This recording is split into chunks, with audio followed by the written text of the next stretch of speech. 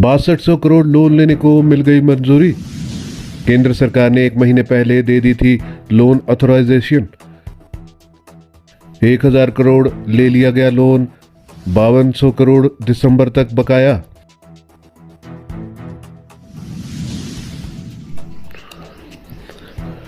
केंद्र सरकार के 1 महीने पहले दे दियो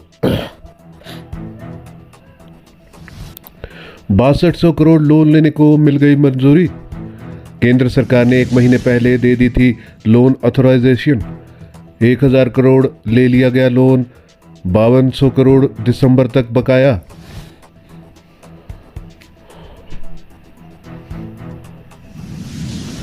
लोकसभा चुनाव और विधानसभा उपचुनाव लोकसभा चुनाव और विधानसभा उपचुनाव की आचार संहिता के बीच हिमाचल सरकार को भारत सरकार से दिसंबर 2024 तक की लोन ऑथराइजेशन एडवांस में मिल गई है।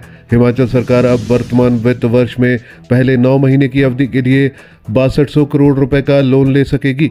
राज्य के वित्त विभाग ने सामान्य तौर पर मई महीने में मिलने वाली लोन ऑथराइजेशन को अप्रैल में ही देने का आग्रह किया था। इस बारे में सारी डॉक्यूमेंटेशन समय से पूरी कर दी गई थी। इस कारण भारत सरकार ने 1 महीना पहले ही लोन की धनराशि को मंजूरी दे दी है।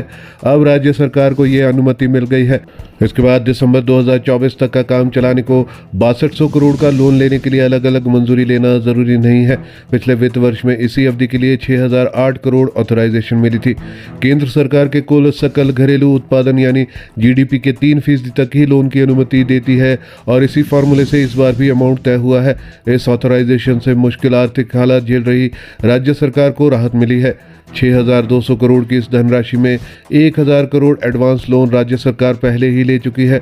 29 मार्च 2024 को यह लोन विज्ञापित किया गया था और 3 अप्रैल को राज्य सरकार के खाते में आ गया था। अब 5200 करोड़ रुपए का लोन दिसंबर के महीने के लिए राज्य सरकार ले सकेगी। आखिरी तिमाही के 3 महीने यानी जनवरी से मार्च तक के लिए भारत सरकार अलग अलग अनुमति देती है। नया वेतन आयोग लागू होने के बाद राज्य सरकार के लिए हर महीने वेतन, पेंशन और रीपेमेंट के लिए 2000 करोड़ की धनराशि की जरूरत होती है। राज्य की अब स्थिति यह है कि हर महीने सैलरी देने के लिए भी लोन से पैसा लेना पड़ता है। पूर्व भाजपा सरकार के आखिरी साल में कर्मचारियों के वेतन आयोग दिया गया था।